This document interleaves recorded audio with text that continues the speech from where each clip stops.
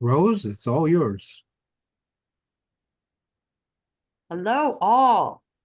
Okay, so those of you who have attended meetings of the STC Berkeley chapter probably already know Joe Debney, and we have introduced him tonight as well.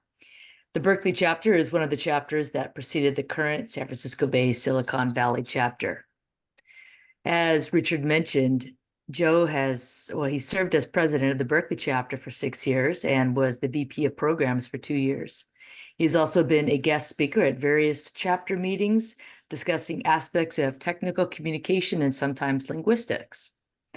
Joe has also served STC at the national level as a judge in the International Technical Art Competition and is an STC fellow.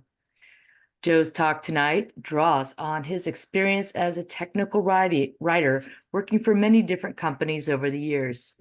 Several times he has identified copyright infringement in corporate documents and worked to remedy them to keep his client or employer on the right side of the law.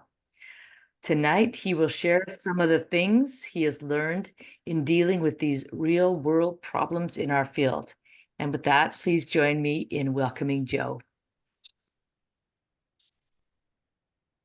Thank you for the introduction, Rose. And good evening, everyone. Thank you for attending the meeting. I appreciate that. On the job, have you ever simply refused to do some work, some task that a manager told you to do? I've done that. I want to tell you about one incident. This was quite a few years ago, around about 2000. I was working for a large company in San Francisco. I was brought in to write, as I recall, some internal procedures. One day, the woman who was directly overseeing my work came to me with a side task. It wasn't part of that regular job I was called in for. Her manager had gone to an external training class, one of those that's put on by a company that specializes in doing training of all sorts of different things. One of the take-homes from that class was a 3-ring binder that was full of class material, the take-home stuff. What she wanted me to do was to retype everything that was in the 3-ring binder into her company's Microsoft Word template. Oh, good. I said, no, I can't do that. That's copyright infringement. It's illegal. It's stealing. And in fact, what she was asking is practically the platonic ideal of copyright infringement. I would be, doing the physical work of taking everything that's in the original document and typing it out again into a document, into a template that had my client company's logo on the front and their name in the copyright notice. So it would look like the content came from my client's company instead of from the people who actually wrote it. And it's not hard to figure out the motive here. The manager probably spent several $100s going to that external class. If he's got the 3-ring binder, he can print out anytime he wants at his company and teach his employees. Well, that's money that they don't have to pay for the people who actually put together the class in the first place. So that's my introductory story. And before I go further, I want to make a couple of things clear. First, I'm not a lawyer. Second, that doesn't matter at all. And I'll give you an analogy to explain that. When you go driving around town or driving on the freeway, you know enough about the traffic laws to keep yourself out of trouble. You may have learned that from your driver's ed class in high school. Maybe you keep up with the reports that come out every January telling people what the new laws are. Your driver's ed class teacher was not a lawyer, and the news reporter is also not a lawyer. Okay. And the state publishes information. They have the statutes, but they also have some more layperson-friendly text that you can read to know what the laws are. Now, it may happen that you get into trouble while you're driving, you get a ticket, or you get into an accident. That's when you do need a lawyer. You need someone who knows the laws in depth, more depth than you do, to get you out of trouble. And all that is similar with copyright law. I'm going to tell you about the law, the things that you have to know, what you might run into on the job. And I'll direct you to information sources from the federal government and also let you know when you need to contact a lawyer. So let's get started. Let me share my screen. Zoom doesn't do this as smoothly as I would like, but we'll see what we can do here.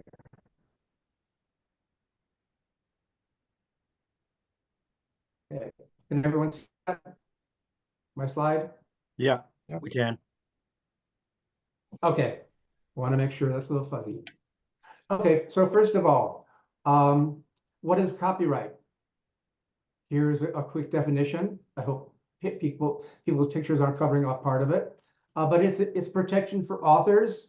And in this context, the word author is pretty broad. It includes novelists and writers of nonfiction books, of course, but also people who make videos, for example, or write speeches or create art.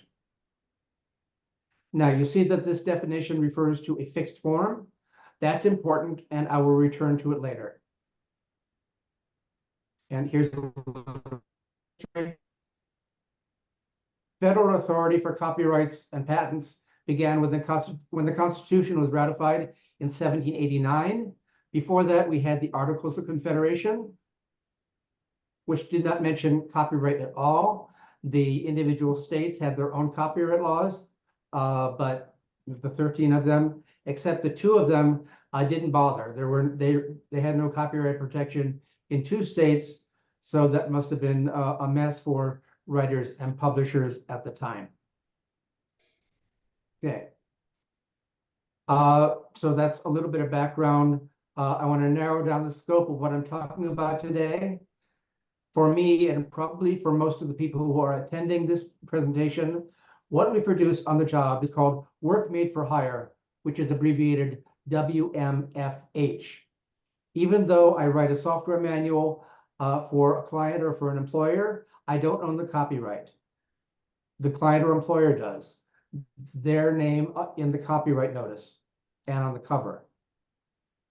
Also, what I will talk about relates only to documents created since 1978, because the laws were different before then. But because that was a long time ago and you're dealing with really modern technology most of the time, that's not an issue of the 1978 date. So whatever I say is still going to apply. Now, what can be copyrighted? You can read this here: literary works, pictorial works, motion pictures, sound recordings. This is an incomplete list. The full list from the Copyright Office is much longer. But these terms don't seem to cover the sorts of work that I do and that you probably do. That's because the copyright laws were not written with technical writers specifically in mind. So I want to expand on this a little bit. These are my additions to the list. Literary works, anything you sit down and write as a coherent whole. I've had to write owner's manuals and operating instructions. White papers are more marketing writing, so I haven't done that. Maybe you have. But a white paper is, or can be, a narrative or a long description. It could fit into literary works. Graphic elements. I have had to create technical illustrations, and maybe you have too. And for some STC members, technical illustrations are the main part of their job. Motion pictures and audiovisual works. I think in our world that would cover training videos and marketing videos. Maybe some people write commercials, I'm not sure. Sound recordings. Now, I haven't had to do that. The most I've done is write scripts for voiceovers, but some people in STC do make the sound recordings as well. So that's what can be copyrighted. What can't be copyrighted? There are a few things here. Ideas. Suppose I have an idea for a series of books that introduce various subjects, explaining the basics for people who are unfamiliar with it. In our field, that might be explaining some commercial software application. You might counter that I would be stepping on the toes of the For Dummies books, and that's okay. The Complete Idiot's Guide series already did that. It's perfectly legal to reuse an idea. Facts or information.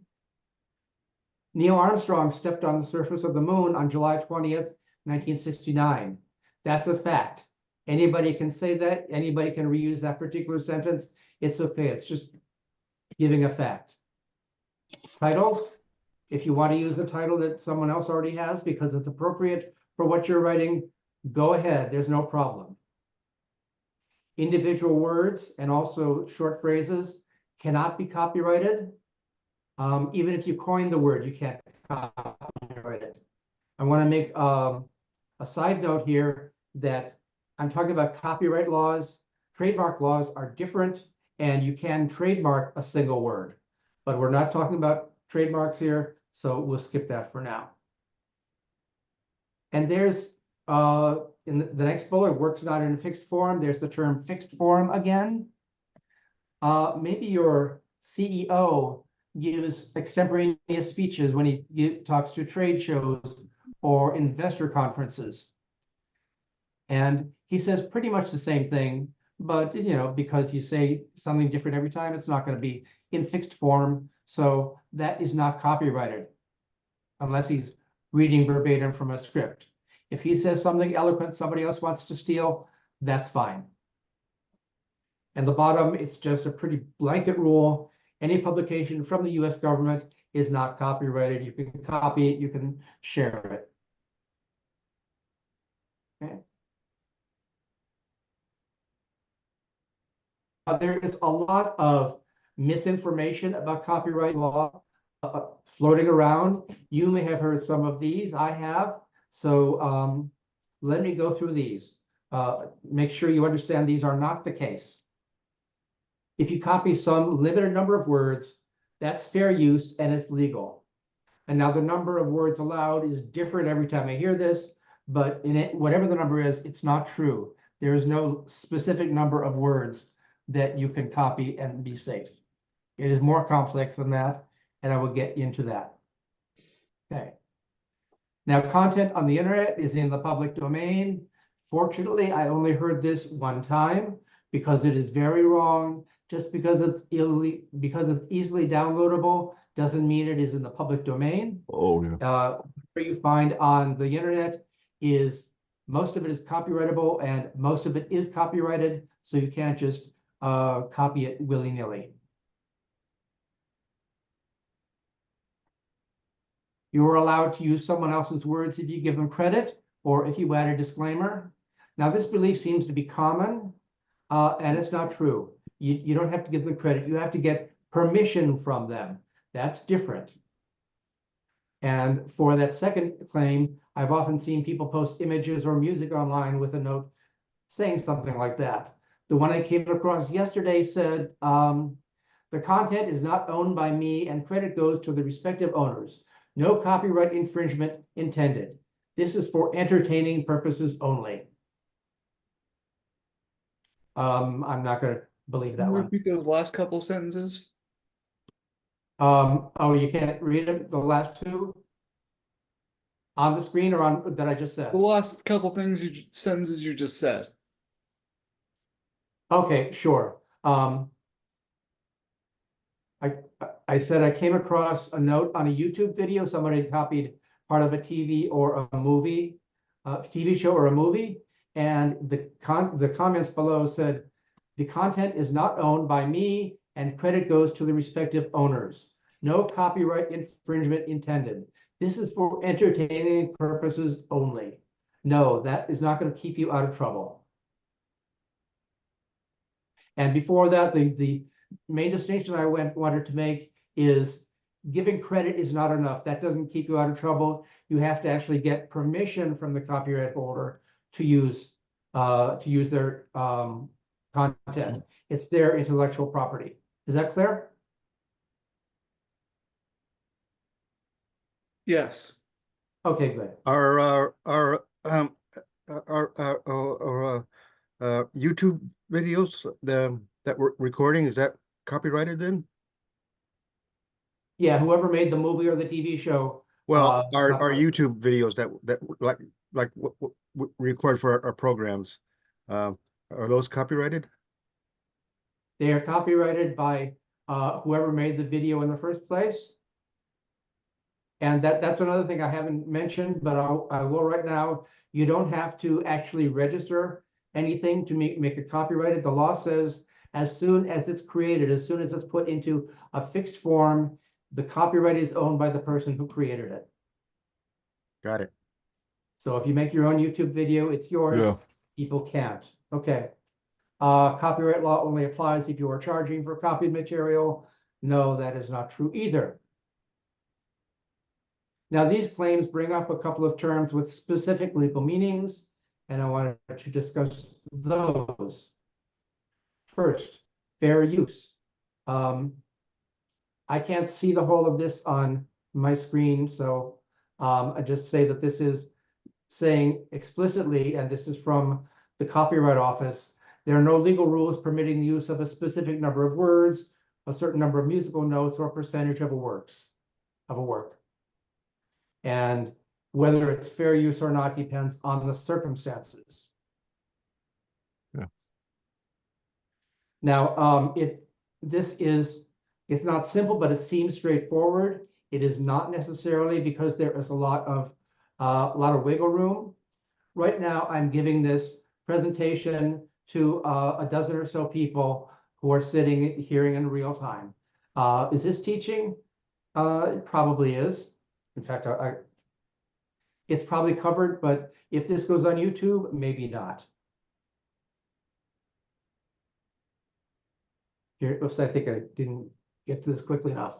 Fair use, criticism, comment, news reporting, teaching, scholarship, or research is not an infringement. But it has to be decided in court. And this is where it gets a little complicated. This is how they make the determination. Let's look at these factors that the court will consider. The purpose and character of the use. So one question is whether the use is commercial or nonprofit. Now, the nature of the copyrighted work, that one right there sounds very vague to me. I'm not sure what it means. How much of the work are you reusing in relation to the copyrighted work as a whole? Copying one sentence from a novel is probably a lot more acceptable than reusing an entire 16-line poem. Does your reuse affect the marketability of the original? Well, what about that 3-ring binder in my opening story? Every copy of that binder the manager printed for an employee takes money, a lot of money, from the company that created the 3-ring binder in the first place. They made that binder so people would pay hundreds of dollars to attend the class and take home their own binder. Now, the thing about fair use that it's only relevant if the copyright holder sues you. Claiming that what you did amounts to fair use is a defense you can use in court. There's a lot more information available online. The Copyright Office has a website called the Fair Use Index. It provides information about court cases related to fair use issues, so people, probably mostly lawyers, can research the rulings themselves. And there's already a lot of information there, but the Copyright Office acknowledges that it is not complete. So this is where you want to get the lawyers involved.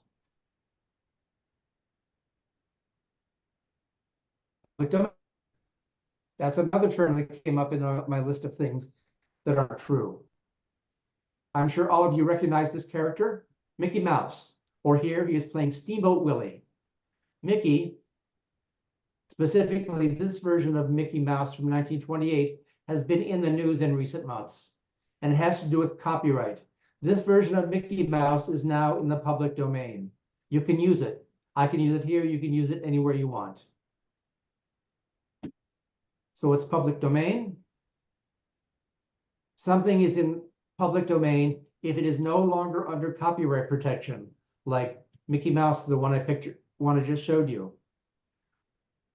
or if it failed to meet the requirements for copyright protection, which is a slide I showed you earlier, the sorts of things that cannot be copyrighted. How long does it take for the copyright to expire? A very long time. We were talking about works made for hire, so 95 years from the year of first publication, or 120 years from the creation. So that's well more than a single human lifetime. So if you find something from another company on the web, assume it's under copyright. It's not going to have gone out of copyright already.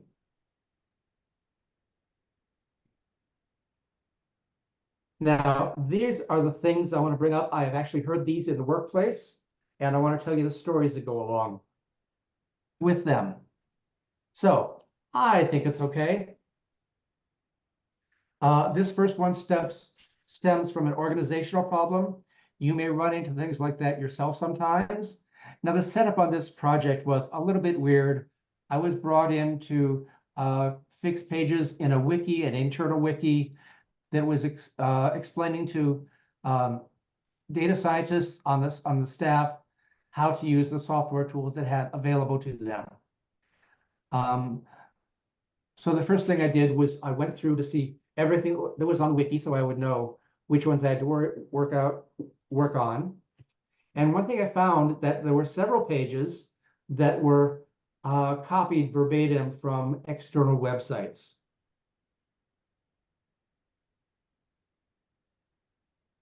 Here's where the organizational problems got in the way. I could make recommendations about what needed to be changed in the wiki, but I couldn't actually do the changes on my own.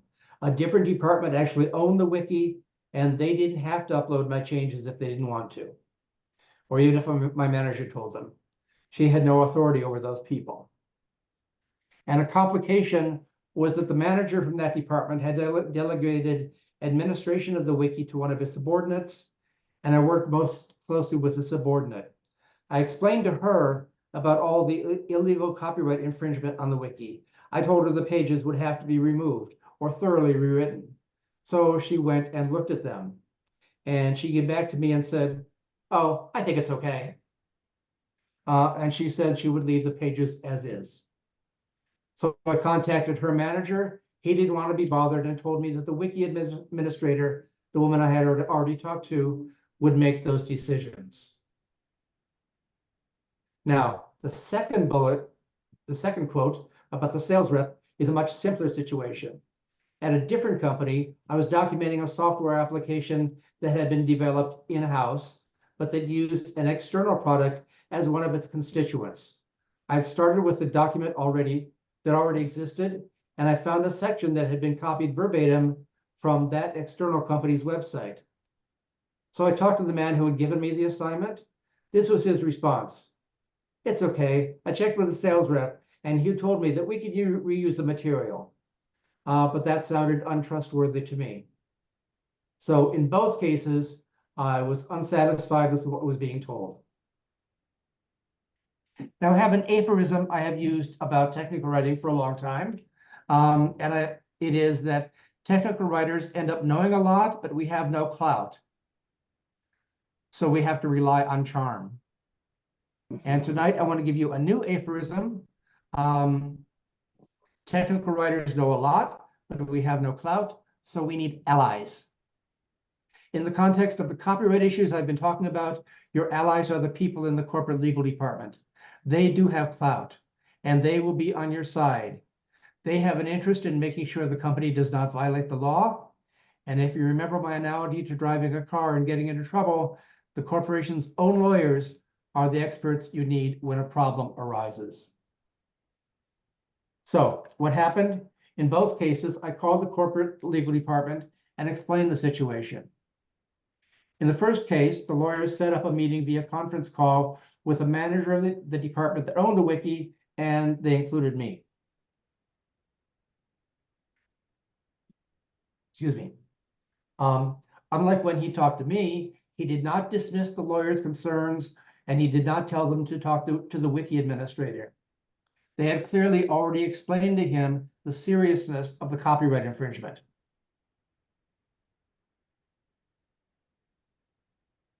During that phone call, he agreed to remove any wiki pages I identified as containing material copied from external sources. For the second one, about the sales rep, the corporate lawyers clarified things. The vendor sales rep does not have the authority to license the intellectual property. The man who told me it was okay had to get permission in writing from an officer of the other company. As I understood it at the time, that meant from the president, a VP, or someone else at the very top of the organization, not a sales rep. So the lesson here is that the experts on copyright law and the people who can change behavior can be found in the corporate legal department. If a manager does not take your advice on the problem of copyright infringement, call the legal department and tell them your story. Now, I hope that from watching this presentation, you're going to understand when it's appropriate to call them. Remember, you as a writer should understand copyright law as it applies to your job in general.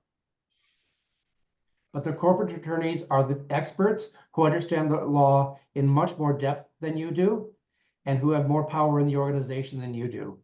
And they are probably the ones who are going to scour the fair use index to find out if anyone's getting in trouble. I'm going to skip the third one because it's not that important. It's really about trademarks instead. Now, lest you think that all corporate managers are clueless, let me tell you two more anecdotes. My last regular corporate job was with a large cell phone company that was headquartered in Europe. One of the things I was asked to do was to edit a paper that was written by one of the software developers. So I started reading it and something seemed wrong. The first few paragraphs sounded like someone was trying to convince the reader to buy this particular software, trying to sell the reader on the software tool being described. And to use the term my manager used later, it sounded like marketing ease. Now, this is a situation in which your expertise as a writer is important. You should be able to spot different registers in the use of language and the fact that text is written for different purposes. Because the writing style seemed foreign to what was expected, I did some research. I took some strings of words that seemed like they would be unique or not very common at least, and I put them in quotes, put them into Google to see what I found. It did not take long for me to find the original source of those few paragraphs, and they came from the website of an industry group that was promoting that particular software tool. So again, this was copyright infringement. And by the way, this is a very good way to track down plagiarism like this. Most people don't realize it, but when you write, when you speak spontaneously, most of the time you produce a lot of unique utterances. You say sentences that nobody ever has said in those exact words in English. If you utter a sentence that's more than maybe 15 or 20 words, almost certainly it's going to be unique. So if someone else has used it, you find it on the web, well, maybe they did it first. Okay. Anyway, in that case, I talked to my manager, and she and I together went to talk to the developer's manager about the situation. Both of them understood, and they said, yes, we have to rewrite this. Now, I ran into a slightly different situation at the company where I was fixing the wiki. A manager from another department had written an introduction to some product that he was using, that he was building.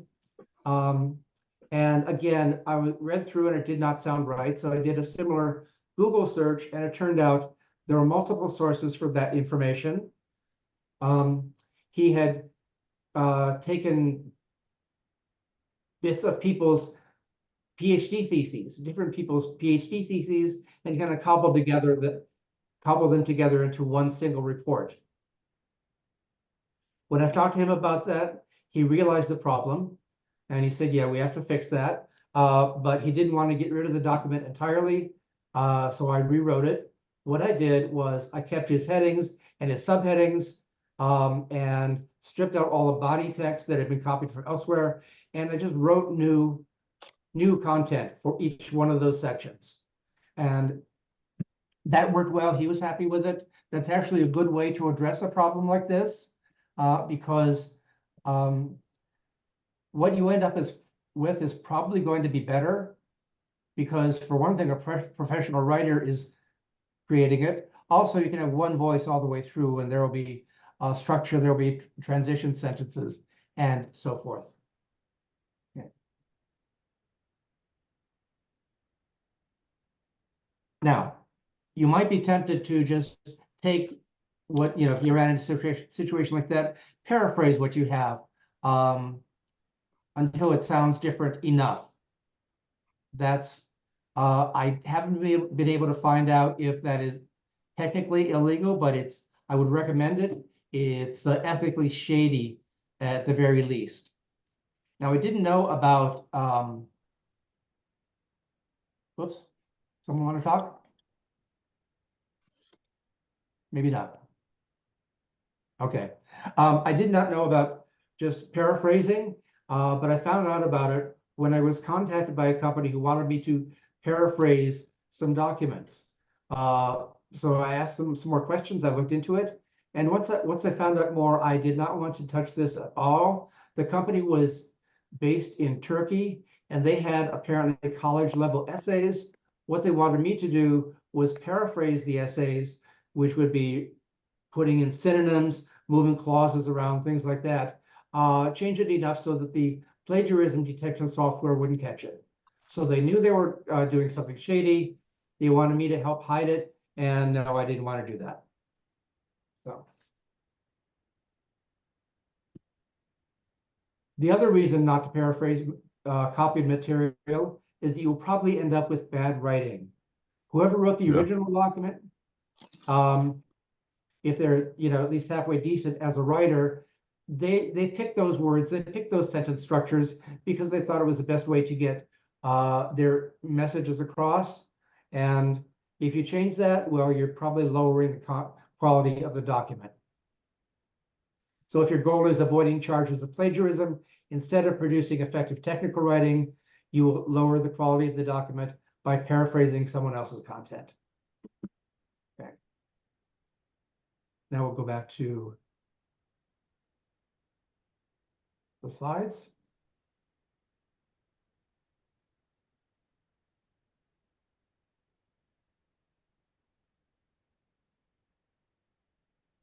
And a new topic, artificial intelligence. I'm going to go into a topic that would not have been needed if I had given this talk 2 years ago. Artificial intelligence has been in the news a lot in the last couple of years, and especially so since the public release of ChatGPT in late 2022. Advances in AI technology are coming more quickly than I could keep up with, but I have had contact with the technology on and off over the years, and I'll tell you about that and give you some context and some idea of advances in the field.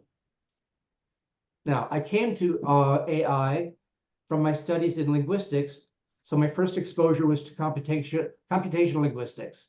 This began when I took a class in graduate school about 15 years ago. We wrote programs to extract information from large collections of language data called corpora. The singular is corpus. Excuse me. So, for example, one project I did was to start with a corpus that was all language samples for men and another that was all language samples for women. And I looked for specific differences in how they used English. This is not artificial intelligence, but it is one of the things that underlie natural language processing.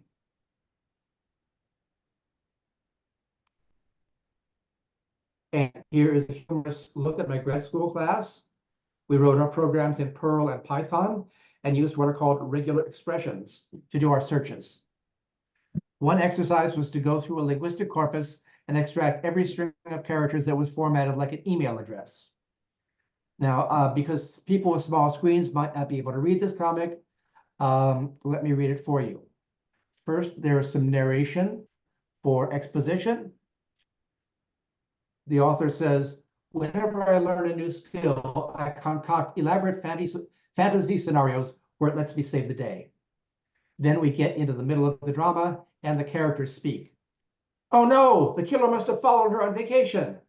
But to find them, we'd have to search through 200 megabytes of emails looking for something formatted like an address.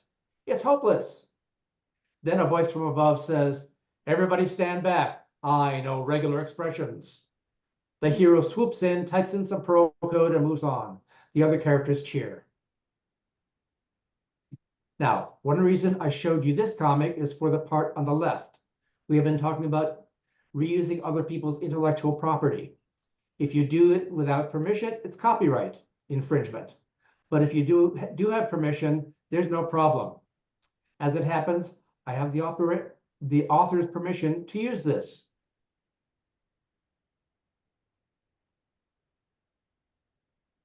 The author, Randall Monroe, has explicitly licensed everyone to use his XKCD comics in presentations.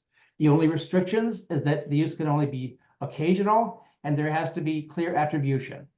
The attribution is what I had to the left of the comic itself on the previous slide. So just like works in the public domain, fair use is not an issue if you have permission for that reuse.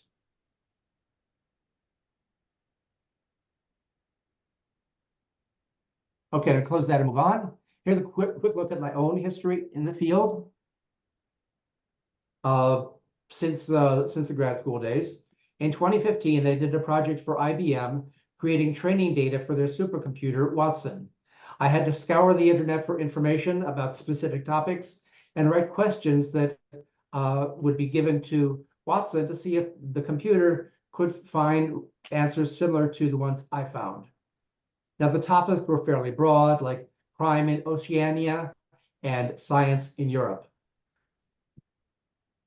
They wanted to teach Watson to parse the questions, research the topics, and generate answers. The test was whether Watson could come up with the same thing I did. A couple years later, in 2017, someone else in the field sent me the draft of a book about speech and language processing. That gave me the technical basics of natural language processing and speech recognition by software, along with more information about computational linguistics. This was not all new information or new progress in the field. It was the third edition of a textbook, so it covered things that were already standard, at least to some extent.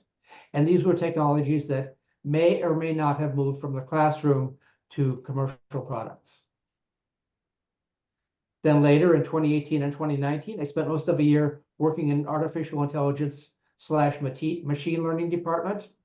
They were seeking projects from departments throughout the organization that could benefit from machine learning software. They were using tried and true methods and finding new ways to apply them. Now, at that time, the field was moving into automating pragmatic analysis and discourse analysis. This involves deeper analysis of the language data. By pragmatic analysis, I mean looking for what the speaker means, which is not necessarily the same as the dictionary definitions of what the individual words mean. And discourse analysis is analysis of language samples above the level of the sentence, so you're doing more complex things than just finding the syntax for a single sentence at a time. And so about that time, I was contacted by a company that needed material for training AI. At the time, the data was employee evaluations or something similar, what they called recognition messages. What they wanted to train the AI software to do was to identify language that implied, let me quote here, unconscious bias, microaggressions, or faint praise. This is a much more subtle way of analyzing language than what Watson was doing a couple years earlier. So what's happening today? I am sure you are aware of ChatGPT, which seems to have been in the news ever since it was made available to the public in late 2022. This is a technology called generative AI. generative because it produces new content instead of analyzing, just analyzing corpora like I was doing in grad school. And ChatGPT is not the only tool like that available. There are a lot of them around, and some do text and some do images. I did use the image creation software from Adobe, and it did a very bad job for me. So that's the background and a little bit of history. What does that have to do with tech writing or copyright? For tech writing specifically, AI may be coming for your job, but it's not ready for that yet. From what I have seen, it can handle low-level content creation. And while it can craft perfectly grammatical sentences, doing something like writing a full article or many paragraphs in a row that hold together, that's a lot harder for them. You get no coherence, no flow. But that may change in the future. I don't want to guess. Now, at heart, the strength of generative AI and much of the machine learning in general is its ability to find patterns in huge amounts of data. For the sorts of tools we're talking about here, the data it is working from is some portion of all the content available on the World Wide Web. It gathers facts, but it also looks for patterns like the structure of a piece of writing, or the order in which facts are placed in a news report, or quirks of a particular author's style of writing. But the AI doing natural language processing, which is what this is, doesn't actually understand language at all in terms of understanding meaning. It only understands patterns and structures. And that's what it mimics. And sometimes it mimics them very well. I heard a report on NPR, I think it was sometime last year, where a reporter had asked a generative AI program to write a report for him. And it sounded like his style of writing, his style of speaking. It was written in the structure that was typical of an NPR news report on some new research. But one odd thing, one thing that you often hear in those sorts of NPR reports is they talk about the research and what the research has done. And then for another view, they talk to some other expert in the field who is not involved in that research to see what they think. It's usually like an academic or another scientist. And that part was in this report too. But when the reporter who actually asked for this looked into it, it turns out that the person being quoted, their quote did not exist, and the person did not exist. The AI knew there should be a part of, there should be a quote from somebody in there, but it did not internalize the rule that the quote must be something that came from an interview with that person, and it must be from a person who actually exists. So hallucinations like this are one drawback to generative output, but this talk is about copyright law, so let me address that more directly. As I said, the AI tool had scraped all kinds of stuff from all over the web to mine for information. When you get the output, the answer to your request, you don't know where all that stuff came from. One thing that has happened more than once so far is that what the AI tool serves up is somebody else's intellectual property, something that is protected by copyright. We're back to one of my earlier stories about the software engineer who used an industry organization's marketing copy as the first paragraphs of his own report. Now, who polices that? Well, whoever wants to publish what the AI produced has to police that. If you take that and publish it, you are on the hook for copyright infringement. And then there's a separate problem. As things stand now, material written by an artificial intelligence tool is not copyrightable. It is in the public domain from the moment it is produced. This is because the Copyright Office and the courts have said that only material produced by a human author can be copyrighted. And let me give you a quick timeline. Go back to sharing screen.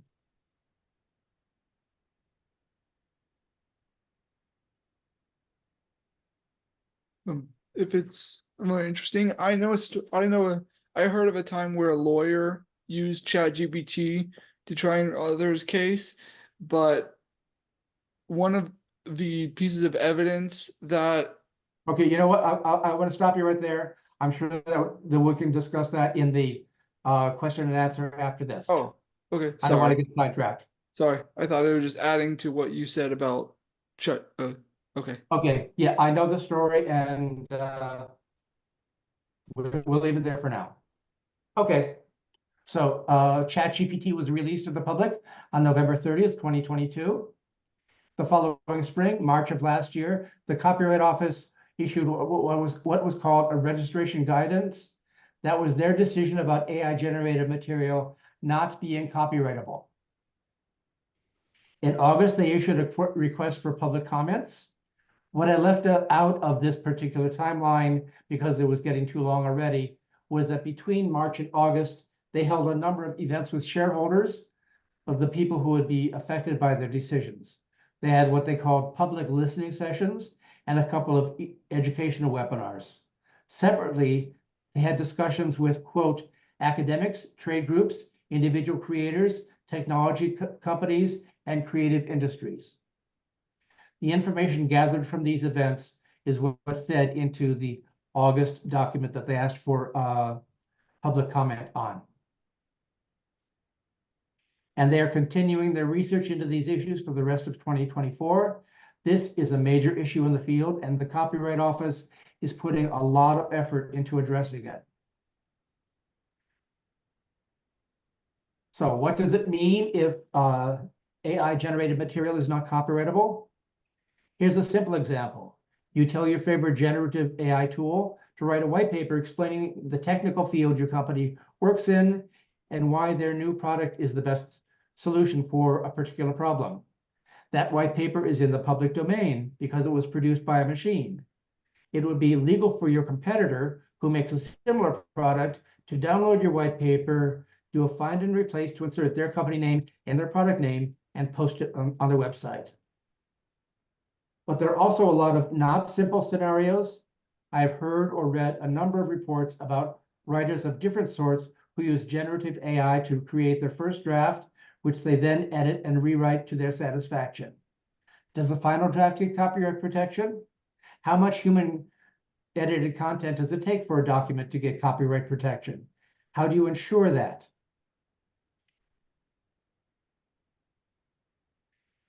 That's what the Copyright Office is trying to figure out. Here are the specific topics they're going to be exploring over the next several months at least. The use of copyrighted works to train AI models, which is what I mentioned earlier. The copyrightability of material generated using AI systems, infringing works. So these four things. And actually, I think it will take some time, 2 or 3 years, for these things to be straightened out. The Copyright Office will need to continue the research and rulemaking, and there will probably be court cases as well. So my advice to you, if you are using generative AI in your work or thinking about using it, is to keep track of these changes. There's an awful lot of information on the Copyright Office website itself.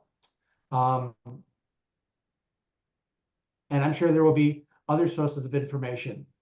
In fact, there's a good summary of the situation as of last September from the Congressional Research Service.